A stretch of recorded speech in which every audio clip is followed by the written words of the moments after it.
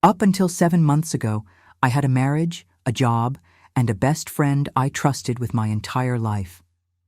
Today, I'm here to tell you how I lost all of that in a matter of weeks, and how a dusty suitcase with $90,000 completely changed the course of my life. Before I continue, my name is Jessica, and I love real-life stories. On this channel, I share some of the ones that reach me.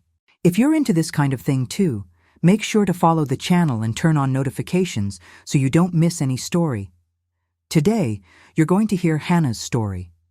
A journey about betrayal, courage, and justice that sounds like a movie plot, but it really happened.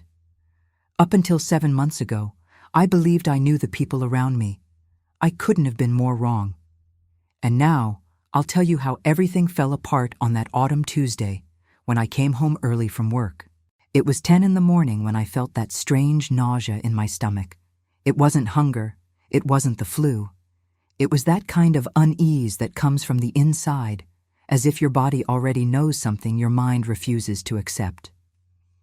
I asked to leave work early at Morrison & Partners, where I'd been working as a marketing coordinator for 5 years.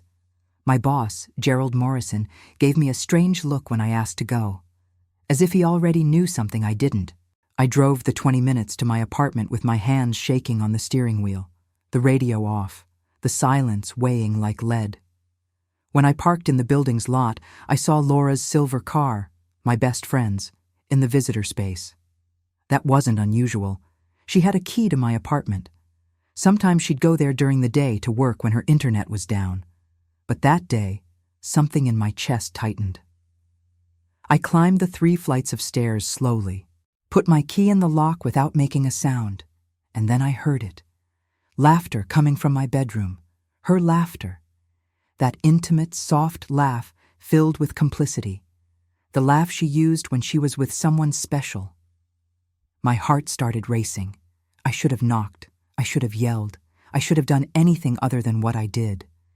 But I simply turned the knob and opened the door. And there they were.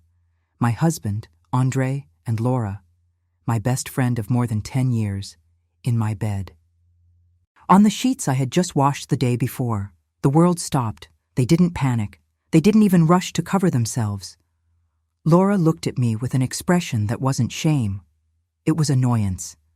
As if I were the intruder. As if I were interrupting something important. Andre got out of bed with that infuriating calm of someone who had already rehearsed this moment in his mind 1,000 times. "Samantha, we need to talk about this like adults," he said, pulling on his jeans. Like adults. He was standing there, naked, in my bed, with my best friend. And he wanted me to be an adult about it. Laura finally spoke, holding the sheet against her body with a modesty that would have been funny if it weren't so cruel. "We didn't want you to find out like this, but honestly, Sam, this has been going on for a while.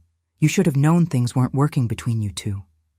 The arrogance in that sentence cut deeper than the betrayal itself. She thought I should have known. That somehow, it was my fault for not noticing sooner. I asked the question every betrayed person asks, even knowing they'll regret it. "How long?" Andre answered without emotion, as if we were discussing a project deadline. "Does it matter? Long enough for us to be sure? Long enough that pretending became harder than being honest?" Pretending. That word broke me more than all the others. How long had he been pretending to love me? How many "I love yous" were lies? How many nights had he slept beside me thinking of her? And Laura, how many Thursdays had she spent on my couch, drinking my wine, listening to me talk about my marriage problems, giving advice, while sleeping with my husband the rest of the week? I didn't scream. I didn't cry. I didn't break anything. I just turned my back, grabbed a backpack from the closet, and started throwing clothes into it. Andre followed me to the living room, still trying to have that adult conversation he thought was necessary. I walked out without looking back. I drove to a parking lot 3 kilometers away and cried until I couldn't breathe properly. Then I called my cousin Beatrice and asked if I could stay on her couch for a few days. But that was only the beginning. What I found out later was much worse. For the next 5 days, I stayed in Beatrice's guest room. I tried to keep some kind of normalcy. I kept going to work, pretending that sleeping at someone else's house with all my belongings in a backpack was just a temporary inconvenience. Until one Monday morning, Gerald called me into his office. He had that careful expression of someone about to deliver bad news and trying to look compassionate. "Samantha, we need to talk about some changes in the department," he began, sliding a folder across the desk. "We're restructuring due to budget cuts. Unfortunately, your position is being eliminated. We're offering a severance package to help with the transition." I stared at him, not understanding. "Budget cuts?" I repeated, my voice sounding distant. "We just signed 3 new clients last month. I saw the quarterly reports. We're not having financial issues." Gerald looked away. "These decisions are made at levels beyond my control, Samantha. I'm sorry, but the decision is final." Something in his face told me that asking further wouldn't change anything. I took the folder, cleared out my desk in 20 minutes, and left Morrison & Partners carrying a cardboard box with 5 years of my professional life inside. The severance package barely covered 2 months' rent. Much later, much later, I found out Gerald and Andre had been college roommates. That my firing had nothing to do with budget cuts. That my job had always been conditional on staying useful to people whose agendas I didn't understand. 2 weeks later, the divorce proceedings began. Andre hired a lawyer named Dr. Helena Martins, known for winning cases through procedural aggression and strategic cruelty. My lawyer was court-appointed. A tired man named Dr. Paolo Rocha, who seemed to have given up on believing in justice sometime in the previous decade. Dr. Martins filed motions portraying me as unstable, irresponsible, potentially dangerous. She used the fact that I'd lost my job as evidence of my inability to function as an adult. She pointed out my temporary living situation, the fact that I was sleeping in Beatrice's guest room, as proof that I couldn't manage my own life. Every detail of my current circumstances became ammunition in a legal strategy designed to justify why Andre deserved to keep everything.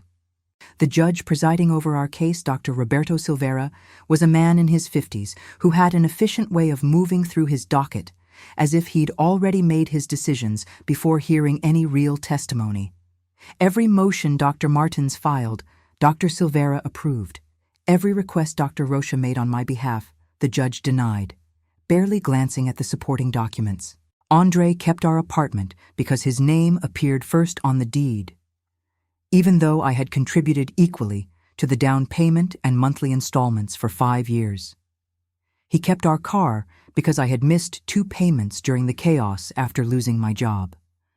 He kept the furniture we bought together, the savings account we built together, the retirement funds I'd contributed to for years.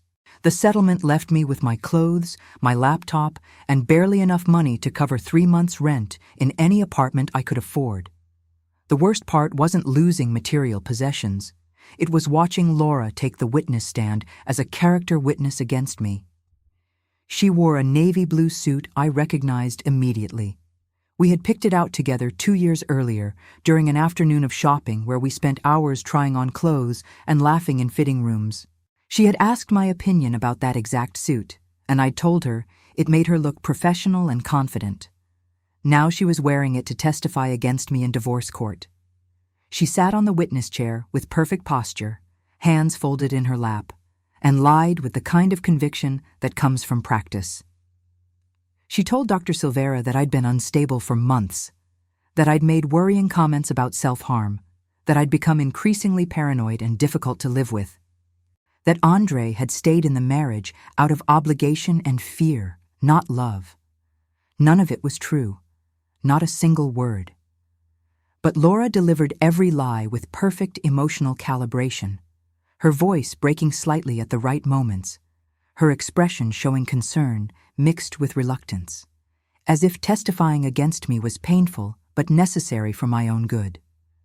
Dr. Silveira listened with a concerned expression, taking notes. When Dr. Rocha tried to question her about her relationship with Andre, Dr. Martins objected before he could finish the question. The judge sustained it immediately, cutting off any line of questioning that could have revealed when the affair had really begun. I sat at the defense table, watching my best friend of over a decade systematically destroy what was left of my credibility. And I understood then. This had been coordinated. The affair, the job loss, the divorce case, all of it timed and executed with precision that went far beyond coincidence. But then I remembered something, a phrase my Aunt Helena told me before she died, and that changed everything. 3 weeks after the divorce was finalized, I was living in room 14 of the Crossroads Motel, a roadside place where the weekly rate was advertised more prominently than the daily one. The carpet was brown, with a pattern designed to hide stains. The bed sagged in the middle. The smell of cigarettes and cleaning products fought a war neither side could win. I paid $220 a week with cash from odd freelance jobs, managing social media for a bakery and a pet shop. That was it. That was my address, my home, the place where my life had landed after doing everything right. That Thursday night, I was eating instant noodles with a plastic fork when my phone slipped and rolled under the bed. I bent down to grab it, and my hand hit something solid. A suitcase. Old, worn brown leather with tarnished brass corners. There was a luggage tag tied to the handle. I turned it over, and my hands started to shake.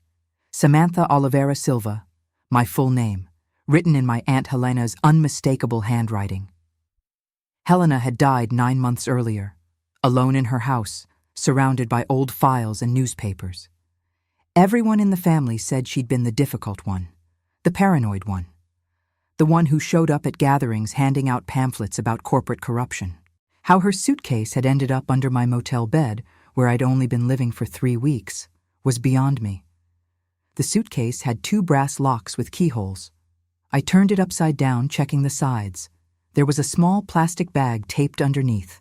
Inside, a key. My hands trembled as I opened the locks. Inside was money, a lot of money, $90,000 in 50s and 100s bound with rubber bands. Underneath the money was a printed airline ticket on yellowing paper. Portland, Oregon, departure date, 4 days from now. And beneath the ticket, a handwritten note on yellow legal paper. Samantha, this is just travel money. The real fortune is waiting at this address. Don't trust Andre. Don't trust Laura. They planned this long before your wedding. Finish what your mother started before they silence you. The truth matters. Use it wisely. With love, Aunt Helena. I read those words 3 times, each reading making them feel both more impossible and more real. My mother, Katerina, had died 6 years earlier in a car accident. A rainy night, a dangerous road. Her car wrapped around a tree on a route she had driven hundreds of times. The police report said she was speeding, possibly fell asleep at the wheel. A tragic accident, but nothing suspicious. Helena had insisted something was wrong. She showed up at the funeral, pulled me aside during the reception, and whispered urgently, "Your mother was investigating financial fraud at the pharmaceutical company she worked for. Her death was too convenient. The timing doesn't make sense. You need to be careful who you trust." I dismissed it as grief-fueled paranoia. Everyone said Helena always saw conspiracies. And now I was sitting on the floor of a motel room, holding $90,000 and a note saying my aunt had been right about everything. I spent that entire night awake, staring at the money and the note, unable to sleep, unable to think about anything else. By morning, I had made my decision. I wasn't going to run. I wasn't going to disappear while the people who destroyed my life went on without consequences. I packed my backpack, some clothes, my laptop, the $90,000 tucked into a waterproof bag.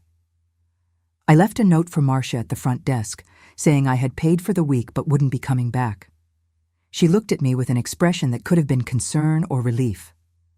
"Good luck," she said, which could have meant anything. The flight to Portland left on a Thursday morning from a regional airport about 40 minutes away. I spent the entire trip trying not to think about what I was actually doing. Flying across the country to follow instructions from a deceased aunt everyone called paranoid. Chasing a conspiracy theory that connected my husband's case to my mother's death 6 years earlier. Saying it like that, it sounded crazy. But Helena's note was in my bag. The money was real. The ticket had my name on it. Crazy or not, I was going. Helena's address took me outside the city, toward Lake Meridian, a suburb that seemed full of money and privacy. The house was at the end of a dead-end street. Small, 1970s ranch style, not updated much since then. The windows were dark, the lawn overgrown, the driveway cracked with weeds pushing through the pavement. I used the second key Helena had left in the suitcase. The front door opened to stale, undisturbed air. That particular smell of a place where no one had opened a window or cooked a meal in months. But the note had directed me to the shed behind the house. I walked through to the back door and entered a backyard overrun with weeds, where grass and brush had claimed what might have been a garden. The shed sat in the farthest corner, maybe 3 by 4 meters, with locks on the door newer than anything else on the property. I used the third key marked Shed. Inside, files neatly organized, stacked boxes, indexed with professional precision. And in the back corner, partially hidden under a tarp, there was a trap door in the floor. I moved the strategically placed paint cans and pulled back the tarp. The trap door had a handle and a lock. The fourth key opened it, revealing stairs descending into darkness. I turned on my phone flashlight and went down into what turned out to be a converted tracking space, a climate-controlled evidence room. Battery-powered LED strips flickered when I reached the bottom of the stairs. Files, boxes, a table with a laptop, an old tape player. Scattered all around, photographs and documents protected in clear plastic. Helena had spent years building this. And that's when I realized the story wasn't over. What I did next, no one expected. The first photograph I picked up made my hands shake so much I almost dropped it. My mother, Katerina, between Andre and Laura. The three of them wearing name badges and business casual clothes, smiling at the camera like colleagues who knew each other well. The banner in the background read, Tempest Pharmaceuticals Annual Research Summit. The date printed at the bottom, 8 years ago. 8 years. 2 full years before I supposedly met Andre by chance at a friend's party. 2 years before our relationship began. My brain tried to construct explanations. Maybe they met briefly at a conference and forgot. Maybe it was a coincidence. But I knew it wasn't. Andre hadn't met me by accident. He had been positioned in my life deliberately. Cultivated as a relationship by people who needed access to my mother. I had been a target before I was a girlfriend, a lure before I was a wife. I picked up the tape player. Next to it, a stack of cassettes, each labeled in Helena's handwriting. I loaded the first, Andre Silva and Ricardo Fernandez. March 2019. Discussion on the status of Katerina Santos's investigation. I pressed play. Andre's voice came through the speakers. That voice I had heard every day for 7 years, saying he loved me, making promises about our future. Now discussing my mother as if she were a problem to be solved. Katerina is getting too close, Andre said, professional and emotionless. She made copies of the trial data and has been meeting with someone at the FDA. I don't know who yet, but I'm working to find out through Samantha. A second voice replied. Older, more authoritative. We can't let this go public. The approvals we secured are worth billions. If she exposes data manipulation, we're looking at criminal charges and the end of the company. Can you contain her through her daughter? I tried, Andre said. But Katerina doesn't discuss work details with Samantha. She's protective. She thinks she's keeping her daughter safe by not involving her in what she's investigating. In reality, she's making my job harder because Samantha doesn't know anything useful. Then we need to consider other options, Ricardo said, and something in his tone made my blood run cold. More permanent solutions. We can't risk everything because an accountant developed a conscience. I paused the tape because I couldn't breathe. They were discussing killing my mother, planning it like a business decision, weighing options, considering strategies. And Andre, the man I had married, was part of that conversation. He had used me to try to gather information about what my mother knew. And when that didn't work, he participated in planning her murder. I forced myself to press play again. There are ways to make it look accidental, Ricardo continued. We have people specialized in these problems. Car accidents happen all the time, especially on rainy nights on dangerous roads. And then? Andre asked.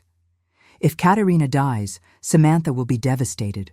She'll lean on me for support, which gives me more access to her life. But there's also that aunt, Helena. She's paranoid, suspicious of everything. Let her ask, Ricardo said dismissively.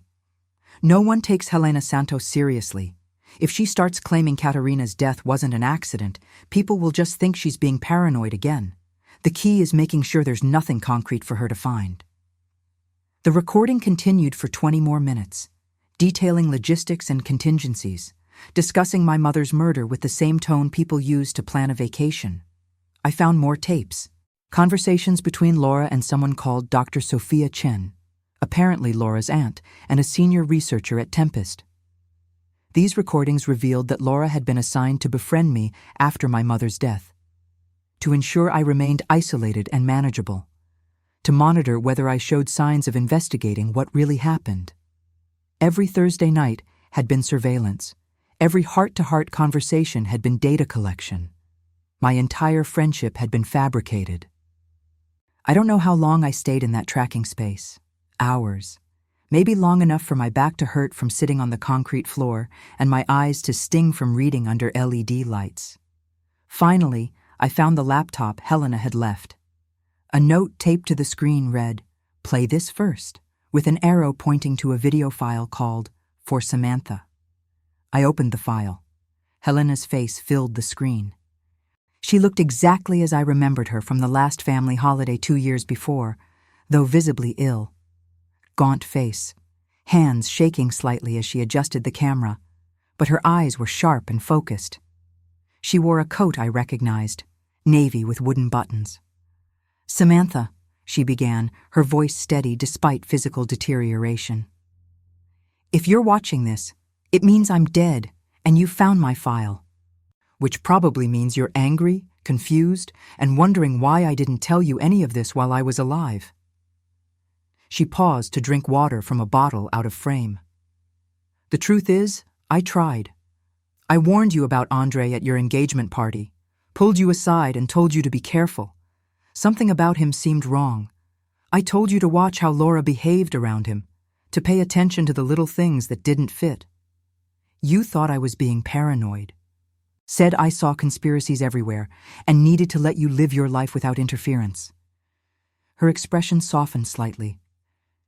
"And I don't blame you for that.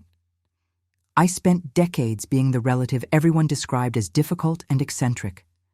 When I tried to warn you about Andre, you had already learned to dismiss everything I said as paranoia." She adjusted the camera angle slightly. "Your mother, Katerina, was my best friend long before she was your mother. We grew up protecting each other. When she discovered what Tempest was doing, she came to me first because she knew I would help document everything properly. We spent months building a case, collecting evidence, preparing to go to the federal authorities. Then she died in that convenient accident, and I knew exactly what had happened, even if I couldn't prove it yet." Helena coughed, covering her mouth with a handkerchief. When she pulled it away, I could see blood on the white cloth. "I've spent the last 6 years of my life collecting the evidence you now have. Every document, every recording, every financial trail. I did this because I loved your mother, and because I love you. Because I couldn't let them get away with killing Katerina and destroying your life without consequences." She looked directly into the camera with an intensity that made it feel like she was in the room with me. "You have 2 choices, Samantha. Just like your mother did before they killed her. You can take the money I left and disappear. Change your identity. Move far away. Live comfortably and safely. Never look back. No one would blame you for choosing survival over justice." Helena coughed again, harder this time, pausing for a long moment. "Or you can fight. You can use everything I've collected and burn these people to the ground. Expose Tempest. Expose Andre, Laura, and everyone involved in your mother's murder and your destruction. It won't be easy. They have money, lawyers, political connections. You'll be threatened, harassed, possibly in danger, but Samantha, if you fight, you can actually win, and even if you don't win completely, you will make them pay a price for what they did." She smiled then, that crooked smile I remembered from childhood. "In any case, you'll have a story worth telling. Your mother would be proud of you, no matter what you choose.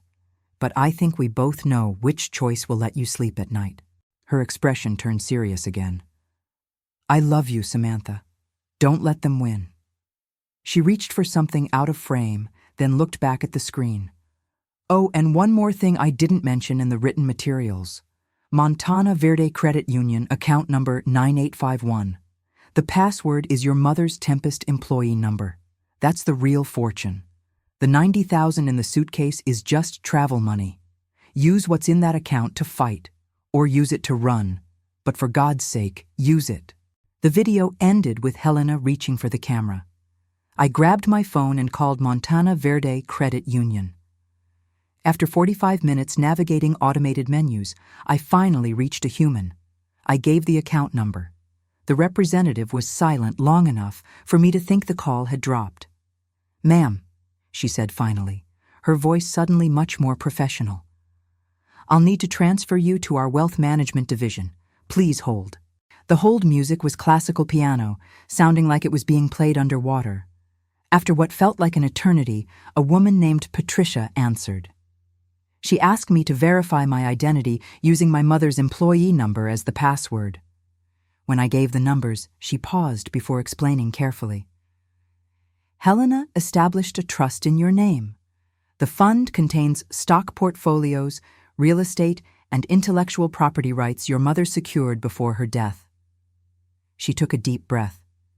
"The total value is approximately $18 million, structured to protect it from legal challenges and ensure that only you can access it." 18 million. The words didn't feel real.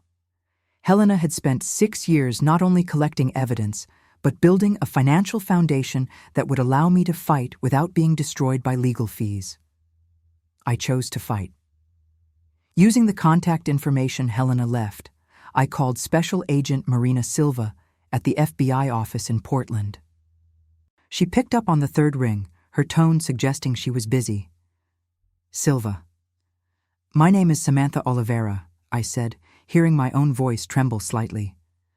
"My Aunt Helena Santos left me information on a case I believe you are investigating regarding Tempest Pharmaceuticals." The silence on the other end lasted long enough for me to check if the call had dropped. "Where are you now?" Marina asked, her tone completely changed. "Lake Meridian, at my aunt's property. Don't leave. I'm coming to you. Don't speak to anyone else about this. Don't touch anything else. And whatever Helena left, just wait for me. I'll be there in 40 minutes. She hung up before I could respond. Marina arrived in 35 minutes, suggesting she had driven faster than legally allowed. She was in her early 40s, dark hair streaked with gray, tied back in a practical ponytail. She wore jeans and a blazer, FBI badge clipped to her belt. She looked at me standing in Helena's overgrown yard, her expression part skepticism, part hope. "Show me," she said. I took her to the warehouse, and we went down the stairs to the underground archive. I watched her face change as she absorbed the files, the boxes, the organized documentation of 6 years of investigation. She put on latex gloves before touching anything, pulling out folders, reading with an intensity that made me understand why Helena had trusted her. "Your aunt was either the most meticulous investigator I've ever met or completely brilliant," Marina said after 20 minutes of reviewing documents. "Probably both. This is enough to open a federal investigation. We're talking about conspiracy charges, fraud, Possibly homicide if we can prove the car accident was staged. She looked at me directly. Samantha, you just handed me a case that could bring down a major pharmaceutical company. But what came next wasn't revenge. It was something far more powerful. The investigation that followed moved at a bureaucratic pace. Marina assured me it was normal when building cases against corporations with billions in assets and armies of lawyers. Subpoenas had to be drafted, reviewed, and approved by judges. Bank records needed to be frozen, which required warrants, which required probable cause, which required more paperwork than I thought existed. Former Tempest employees who had been fired or left under suspicious circumstances were interviewed. The informal network of whistleblowers in the pharmaceutical industry began to emerge, sharing their own stories of fraud and retaliation. Marina helped me find a small apartment in Portland. One bedroom in an old building with creaky wooden floors and windows that rattled whenever trains passed on the tracks 2 blocks away. It was infinitely better than room 14 at the Crossroads Motel. But I kept it modest because I didn't want to feel like I was spending resources that should be reserved for the legal battle ahead. 4 months after I met Marina in Helena's underground archive, things started to happen. On a Wednesday morning in early spring, Tempest Pharmaceuticals' headquarters was raided by federal agents. News cameras captured employees standing in the parking lot, looking confused and frightened, as agents and FBI windbreakers systematically dismantled what seemed like an untouchable empire. Ricardo Fernandez, the CEO whose voice I had heard in Helena's recordings discussing my mother's murder, was arrested at his home. News cameras captured footage of him being led away in handcuffs, passing neighbors and reporters shouting questions he didn't answer. Marina called me that afternoon to say Andre had been arrested in his office at a tech startup where he had been working since the divorce. I watched the footage on the local news that night. Andre kept his composure. He didn't speak to reporters. He walked with his head held high as if enduring a minor inconvenience. But I could see something in his eyes that looked like fear mixed with disbelief, as if he genuinely thought he was untouchable and was only now realizing how wrong he had been. Laura was arrested 2 days later in a cafe in São Paulo, where she had apparently moved after the divorce. She had used her payments from Tempest to fund a graphic design business that was legitimate this time. According to news reports, she cried during her arrest. The tears seemed performative to me, given that she had testified against me in the divorce court without showing a single genuine emotion. Her lawyer issued a statement claiming she had been manipulated by Andre, that she had no idea of the extent of the conspiracy, that she was a victim herself. But I had heard the recordings of her conversations with Dr. Sophia Chen. I had read the documents showing payments made specifically to maintain our friendship as a monitoring operation. Laura hadn't been a victim. She had been a willing participant. Then came the news about Judge Roberto Silveira. He resigned from the court with a statement about wanting to spend more time with his family, which is what corrupt officials say when they hope resignation will prevent criminal charges. It didn't work. He was indicted 3 weeks later for accepting bribes and manipulating judicial procedures. Documents Helena had collected showed he had purchased a vacation home through a trust fund that traced back to Tempest, that he had ruled in favor of corporate interests for years in exchange for payments disguised as consulting fees. Every case he had presided over in the last decade was reviewed. My divorce case was among the first. A new judge took 15 minutes to determine that the original decision had been based on fabricated testimony and biased procedures. Everything Dr. Silveira had decided was overturned, wiped as if it had never happened. Marina called me the day my case review was completed. "Your marriage to Andre is being annulled instead of finalized as a divorce," she said. "The courts are declaring it invalid from the start due to fraud. You're also getting a formal apology from the judicial system, for whatever that's worth." It was worth something, not enough to undo the damage or erase months of suffering, but something. The trials began 6 months after the arrests. Ricardo Fernandez was tried first. His case became a media spectacle, dominating news cycles for weeks. Whistleblowers from the pharmaceutical industry testified about the culture of fraud at Tempest. Patients who had been harmed by drugs that should never have reached the market shared their stories. A woman whose daughter had died from complications related to a drug Tempest had rushed through approval using falsified safety data spoke for 20 minutes about watching her child suffer. The jury deliberated for 6 days. When they returned with guilty verdicts on 17 counts, including fraud, conspiracy, bribery, and reckless endangerment, Ricardo Fernandez showed no visible emotion. The judge sentenced him to 28 years in federal prison and confiscation of approximately $52 million in assets. He was 63, which meant he would likely spend the rest of his life incarcerated. Andre's trial was smaller and quieter, without the media attention that had surrounded Ricardo Fernandez. But it was more personal for me. I attended every day of the proceedings, sitting in the same seat in the back row. Watching prosecutors present evidence of his role in monitoring my mother, his participation in planning her murder, our 7-year marriage as an extended intelligence-gathering operation.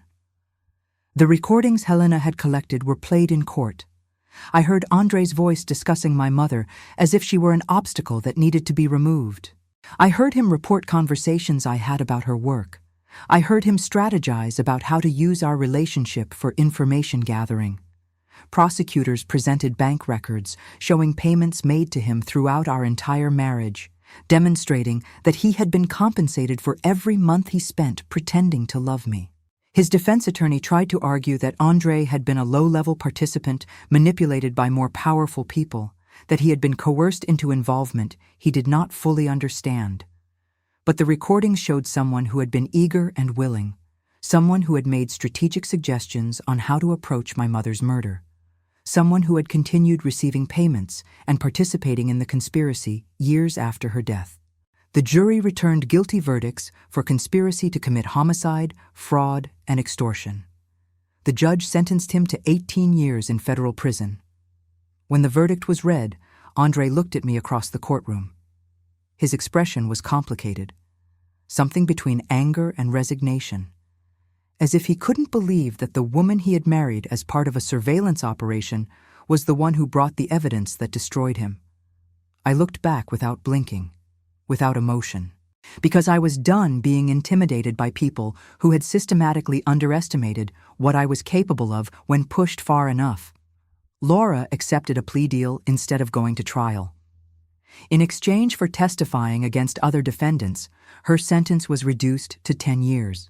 She provided information about Dr. Sophia Chen and other Tempest employees who had been part of the conspiracy, helping prosecutors build cases against people who might otherwise have escaped accountability. 6 months after her sentence, I received a letter from her. 3 pages written on prison stationery, full of apologies and explanations, about how she had been young and desperate for money when Tempest first approached her, how she had made terrible choices she regretted every day, how being assigned to befriend me had started only as a job but became complicated when she actually began to care about me despite the lies. She asked if we could eventually find a way to forgive each other and move forward, because our friendship had meant something real, even built on deception. I read the letter once while sitting in my Portland apartment with my breakfast, and I felt nothing except a kind of hollow satisfaction. The letter was self-justification dressed in the language of remorse, trying to rewrite the story so Laura could see herself as a victim of circumstances rather than an active participant in destroying someone else's life. She wanted absolution I wasn't willing to give. I filed the letter in a folder with other evidence of betrayal and never responded. Some relationships cannot be repaired, and they shouldn't be tried. Forgiveness is not something you owe to people who systematically destroyed your life just because they later regret being caught. The civil case against Tempest Pharmaceuticals took another 2 years to resolve. The company fought aggressively, mobilizing teams of lawyers to contest every allegation and drag out proceedings as long as possible. But eventually, facing the weight of evidence that had already resulted in criminal convictions for its executives, they agreed to a settlement. The terms required Tempest to pay $3,200,000,000 to patients harmed by their fraudulent drug approvals. They had to fund independent safety reviews of every drug they brought to market in the past decade. They were placed under federal monitoring for 20 years, with regulators embedded in their approval processes to prevent future fraud. My mother's estate received $15 million in wrongful death compensation. I inherited it as her only living relative, and I donated every dollar to organizations advocating pharmaceutical safety and transparency. The money felt tainted, earned through my mother's murder, and I already had enough resources from Helena's trust fund to live comfortably. Instead, I used part of Helena's trust fund to start the Santos Foundation, a nonprofit dedicated to investigating pharmaceutical fraud and supporting whistleblowers who risk their careers to expose corporate wrongdoing. We hired investigators to track evidence of safety violations. We funded legal defenses for employees facing retaliation after reporting issues. We published reports that made pharmaceutical companies uncomfortable, shining light in corners they preferred dark. The foundation became my full-time work, my way of channeling grief and anger into something productive, something that would have made my mother and Helena proud, something that turned their deaths into a legacy that actually helped people instead of being just tragic ends to lives cut short by greed. I still think about room 14 at the Crossroads Motel sometimes, about sitting on that sagging bed, eating instant noodles with a plastic fork, wondering if I would ever climb out of the hole my life had become. I keep the receipt from my last week there in my wallet as a reminder. That rock bottom is real. That humiliation and betrayal can strip away everything you thought defined you. But they can't truly destroy you, unless you let them. Helena understood that. She spent her final years building a case and gathering resources because she believed that truth mattered more than comfort, and that justice mattered more than safety. She was right. The paranoid aunt everyone dismissed had been the only one who understood how the world really worked, who recognized that powerful people don't stop being corrupt just because you trust them or play by rules they ignore. The final truth. Helena left me proved prophetic in ways I'm still discovering. Fighting doesn't always lead to winning, but not fighting guarantees losing. I built a meaningful life out of the ruins of a fraudulent one, messy and complicated and fundamentally honest. The kind of ending my mother and Helena would have appreciated. The kind of story that reminds people patience and documentation can topple empires built on lies. And that sometimes the greatest revenge is simply refusing to let corrupt people erase you from the narrative they built around their own importance. I am not the woman I was when I found that suitcase under the motel bed. I am stronger than she was, wiser about trust, but also sure about what matters. That woman didn't understand how much she could survive, or how powerful she could become when everything else had been stripped away. I am grateful I am no longer her. Today, I wake up every morning in the Santos Foundation office, surrounded by case files we are investigating. Stories of other people betrayed by systems that should have protected them. And I know that every case we help expose, every whistleblower we protect, every dangerous drug we help remove from the market, each of these is part of the legacy my mother started and Helena preserved. They did not die in vain, and neither did the stories they were trying to tell, because now I am the one telling these stories and making sure the world hears them. Justice is not always fast, not always perfect. But when it finally comes after years of patient struggle, meticulous documentation, and refusal to give up, it is absolutely devastating to those who thought they were above it, and absolutely redemptive for those who refused to let it die. If this story touched your heart, if it reminded you that it's never too late to fight for what is right, that the truth always matters even when it seems impossible, then subscribe to the channel. Tell us in the comments what country you're watching from. Your participation keeps this community alive, where we share real stories of strength, dignity, and second chances. of ordinary people discovering extraordinary reserves of courage when everything else has been taken from them. Because they remind us we are not alone in our struggles, that others survived what we are facing, and that sometimes losing everything is the beginning of finding something much more true, something no one can take from you, because it was forged in the fire of the greatest betrayal and emerged stronger on the other side. Thank you for being here. Thank you for believing that stories like this deserve to be told. And remember, your story deserves to be heard too. No matter how broken you feel right now, no matter how much you've lost, you are still here. And that means your story isn't over.